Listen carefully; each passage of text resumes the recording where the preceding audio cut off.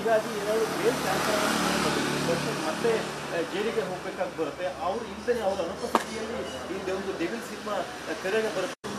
ದರ್ಶನ್ ಜೈಲಿಗೆ ಹೋಗೋ ಸಂದರ್ಭದಲ್ಲಿ ಮತ್ತೆ ಜೈಲಿಗೆ ಹೋದ್ರೆ ಅವರು ಇಲ್ಲದ ಅನುಪಸ್ಥಿತಿಯಲ್ಲಿ ಡೆವಿಲ್ ಸಿನಿಮಾ ರಿಲೀಸ್ ಆಗ್ಬೇಕು ಬರುತ್ತೆ. ಹಾಗಾಗಿ ಅವ್ರು ಇಲ್ಲದೇ ಆ ಸಿನಿಮಾವನ್ನು ಗೆಲ್ಲಿಸುವಂತ ಜವಾಬ್ದಾರಿ ಅಭಿಮಾನಿಗಳ ಮೇಲೆ ಬರುತ್ತೆ. ಹಾಗಾಗಿ ದರ್ಶನ್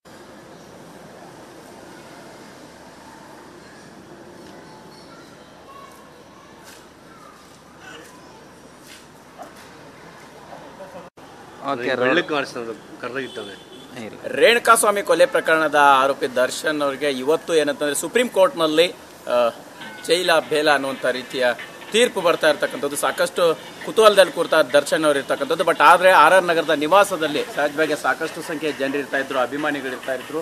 ಬಟ್ ಇವತ್ತು ಸಂಪೂರ್ಣವಾಗಿ ಖಾಲಿಯಾಗಿರ್ತಕ್ಕಂಥದ್ದು. ಅಂದರೆ ಅವರ ಒಂದು ತೀರ್ಪು ಯಾವ ರೀತಿ ಬರ್ಬೋದು ಅನ್ನೋಂತಹ ನಿರೀಕ್ಷೆಯಲ್ಲಿ ಅಜ್ಞಾತ ಸ್ಥಳದಲ್ಲಿ ದರ್ಶನ್ ಇದ್ದಾರೆ ಅನ್ನೋಂತಹ ಮಾಹಿತಿ. ಸದ್ಯಕ್ಕೆ ಏನಂತಂದರೆ ಆರ್ ಆರ್ ನಗರದ ನಿವಾಸ ಬಳಿ ಅವರ ಸಿಬ್ಬಂದಿ ಕೂಡ ಇಲ್ಲ, ಸೊ ಜೊತೆಗೆ ಅವರು ಕೂಡ ಇಲ್ಲ. ಹೀಗಾಗಿ ಇವತ್ತು ಏನಂತಂದರೆ ಯಾವ ರೀತಿಯ ತೀರ್ಪು ಬರ್ಬೋದು ಅನ್ನುವಂತಹ ನಿರೀಕ್ಷೆಯಲ್ಲಿ ಸಾಕಷ್ಟು ಸಂಖ್ಯೆಯಲ್ಲಿ ಅವರ ಅಭಿಮಾನಿಗಳಿರ್ತಕ್ಕಂಥದ್ದು ಒಂದು ಕಡೆ. ಆದರೆ ದರ್ಶನ್ ಅವರು ಕೂಡ ಒಂದು ರೀತಿ ಬೇಲ್ ಭವಿಷ್ಯ ಏನಾಗುತ್ತೆ ಅನ್ನೋಂಥ ನಿಟ್ಟಿನಲ್ಲಿ ಕಾಯ್ತಾ ಇರ್ತಕ್ಕಂಥದ್ದು. ಇದು ಆರ್ ಆರ್ ನಗರದ ತೂಗುದೀಪ ನಿಲಯ. ಸೊ ಅಲ್ಲಿ ಏನಂತಂದರೆ